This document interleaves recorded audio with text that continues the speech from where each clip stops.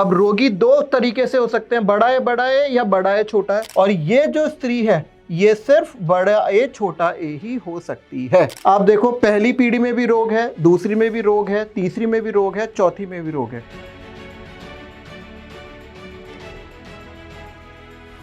नमस्कार प्यारे बच्चों, आज हम फिर मिले हैं और हमारा जो विषय चल रहा था, टॉपिक चल रहा था, वो था वंशावली विश्लेषण। वंशावली आपको पता है, एक ऐसा चित्र वृक्ष जो दो से अधिक पीढ़ियों में किसी आनुवांशिक लक्षण या रोग की वंशागति को दर्शाए, उसे कहते हैं वंशावली।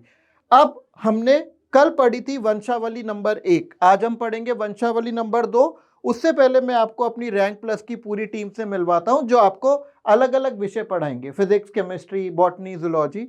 बढ़ते हैं आगे और चलते हैं वंशावली 2 की तरफ। तो हमारा पहला काम है किसी भी वंशावली को पहचानना, और उसके लिए हमें लिखने होते हैं पहचान लक्षण। तो बेटा यहां मैं आपको लिखकर बता रहा हूं पहचान लक्षण। आपने कल एक वंशावली के लक्षण लिखे थे, आज हम दूसरी वंशावली के लक्षण यहां पर लिखेंगे। मैं आपको बोलूंगा, आप पूरे पूरे लिखना। इसमें आप देखिए मादा भी रोगी है, नर भी, मादा भी रोगी है, नर भी, मादा भी रोगी है, नर भी। इसका मतलब नर व मादा दोनों रोगी हो सकते हैं। नर व मादा दोनों ही रोगी हो सकते हैं।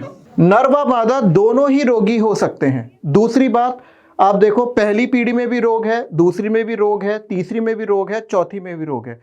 जबकि जो हमने कल एक वंशावली पढ़ी थी उसमें एक पीढ़ी में रोग नहीं था, लेकिन इसमें आप लिख सकते हैं नंबर 2, सभी पीढ़ियों में रोग होता है ना, सब में दिखाई दे रहा है। इसका मतलब क्या है? इसका मतलब है यहां सामान्य जनकों की रोगी संतानें नहीं होती।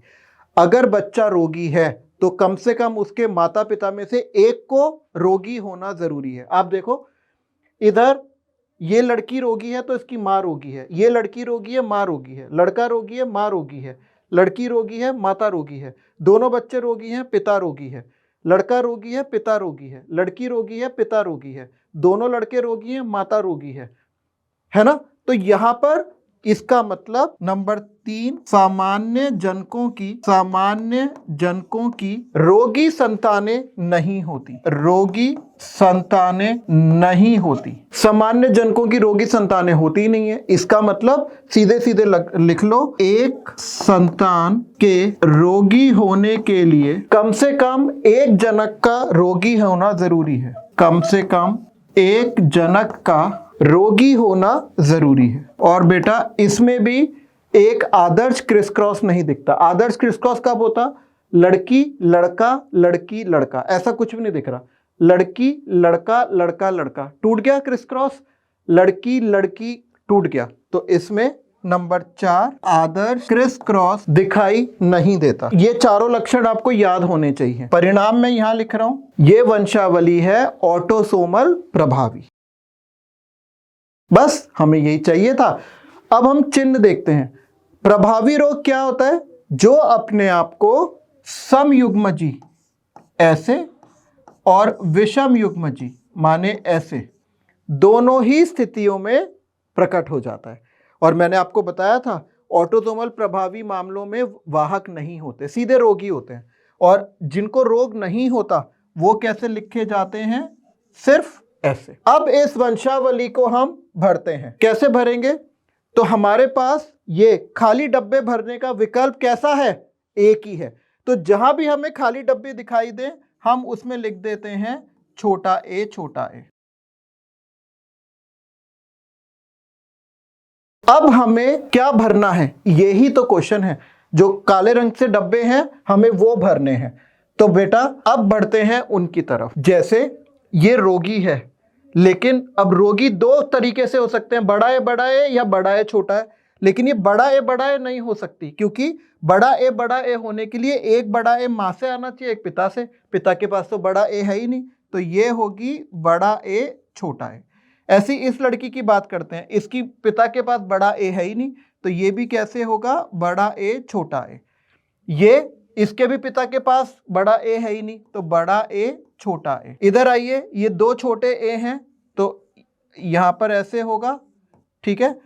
और इसकी भी क्योंकि पिता के पास छोटा ए है तो ये होगा बड़ा ए छोटा ए। अगर ये बड़ा ए होता तो इसका मतलब एक बड़ा ए पिता से आना चाहिए था, एक माता से, ऐसा है ही नहीं, तो बड़ा ए छोटा है। अब इधर आते हैं, इसके पास भी क्योंकि दो छोटे ए हैं तो बड़ा ए छोटा ए। इसके पिता के पास बड़ा ए है ही नहीं तो ये ऐसे, इसके भी पिता के पास बड़ा ए नहीं है तो ये ऐसे। आप चाहें तो अपने घर पर वीडियो पॉज कर दें और आगे के अपने आप भरें, फिर जब मैं इसको भरूंगा तो उसको चेक कर लीजिएगा। आप पॉज कर दें, अब वापस आए, आपने कर लिए होंगे आगे के, क्योंकि ये दो छोटे ए हैं तो एक छोटा ए यहां आएगा, लेकिन ये रोगी है। ऐसे ही इसके पिता के पास बड़ा ए नहीं है तो ये होगा बड़ा ए छोटा ए। इसके भी माता के पास बड़ा ए नहीं है तो ये बड़ा ए छोटा ए होगा, ये भी ऐसे ही होगा। और इसकी माता के पास नहीं है तो ये भी ऐसे ही होगा। इसके भी पिता के पास दो बड़े ए नहीं है तो ये ऐसे होगा।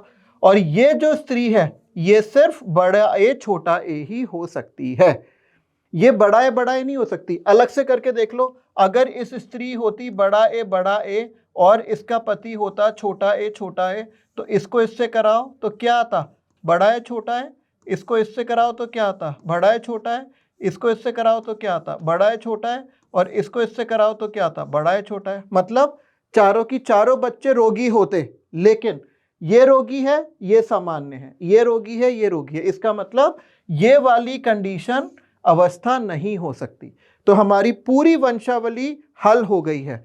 बहुत ध्यान से करना है, एनसीईआरटी में एक छोटी सी वंशावली इसी तरह की दे रखी है, आप उसको हल करेंगे और अगली क्लास में अगर कोई दिक्कत होती है तो कमेंट करके पूछेंगे। आगे बढ़ते हैं। अगर मुझे उन कमेंट्स में से कुछ कमेंट्स पसंद आए, यदि पसंद आए तो अगली क्लास में हम उसको डिस्कस करेंगे, हम उसके ऊपर बातचीत करेंगे। तो वंशावली का सफर ऐसे ही चलता रहेगा। 2 वंशावली हो चुकी हैं, 3 और बची हैं। हम मिलते हैं कल, तब तक के लिए आपका दिन शुभ रहे और ऑल द बेस्ट।